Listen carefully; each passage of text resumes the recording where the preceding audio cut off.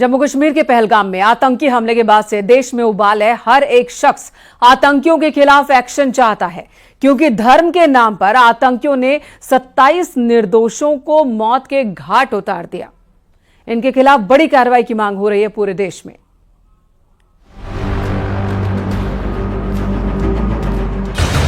कश्मीर गया था लाल, घर अब गूंज रही चित्कार।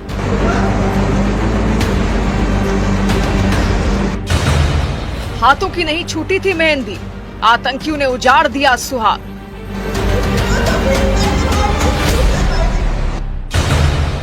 हंसता खेलता कश्मीर गया था बेटा, कफन में लिपटा लाल लौटा।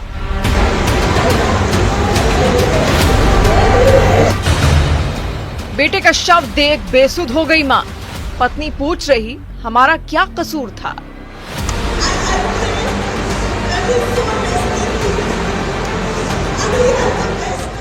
बाईस अप्रैल को कश्मीर घूम रहे लोगों को अंदाजा ही नहीं था कि अगला पल उनकी और उनके अपनों की जिंदगी पलट कर रख देगा।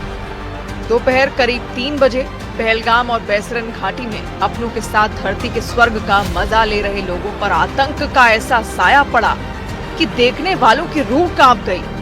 कट्टरपंथी आतंकियों ने घाटी में मौजूद निर्दोष लोगों के साथ खून की होली खेली और लोगों से उनका धर्म पूछा और एक एक कर 27 से ज्यादा लोगों को मौत के घाट उतार दिया।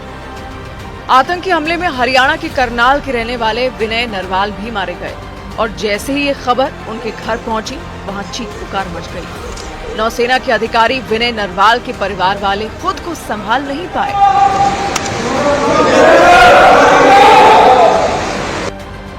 उनके कई रिश्तेदार और पड़ोसी दुख की इस घड़ी में उनके साथ खड़े दिखे।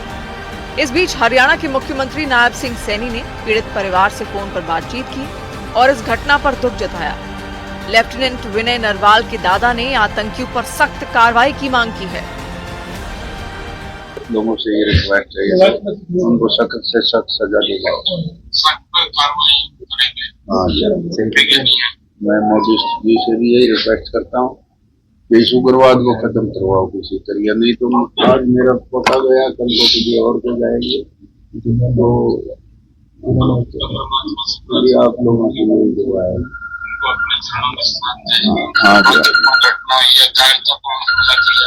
धन्यवाद जी। बताया गया कि विनय नरवाल नौसेना में अधिकारी थे और वो केरल के कोच्चि में तैनात थे। विनय नरवाल की शादी 6 दिन पहले ही 16 अप्रैल को हुई थी। 2 दिन पहले उन्होंने रिसेप्शन पार्टी दी थी और 21 अप्रैल को हनीमून मनाने कश्मीर पहुंचे थे। 22 अप्रैल को जिस वक्त आतंकियों ने उन्हें गोली मारी, उस वक्त वो पहलगाम में पत्नी के साथ घूम रहे थे। विनय नरवाल का शव जब उनके घर पहुंचा तो हर किसी की आंखें नम हो गईं और चारों तरफ भारत माता की जयकार का उद्घोष गूंज उठा। विनय नरवाल को पूरे सैन्य सम्मान के साथ अंतिम विदाई दी गई और उनकी चिता को उनकी बहन ने मुखाग्नि दी। उनके अंतिम संस्कार में पहुंचे सीएम नायब सिंह सैनी ने परिवार को आश्वासन दिया कि आतंकियों को छोड़ा नहीं जाएगा।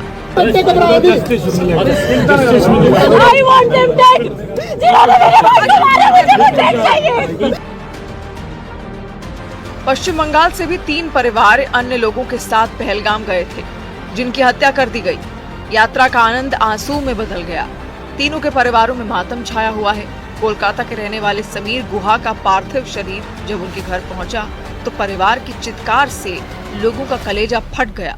परिजनों का रो रो कर बुरा हाल है।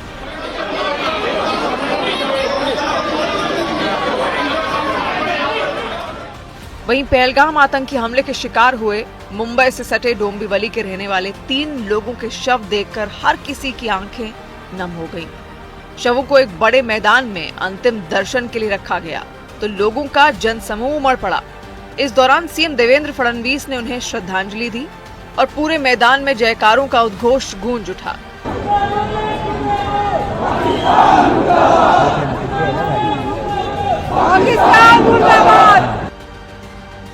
पहलगाम में आतंकियों ने 27 लोगों की जान ली है।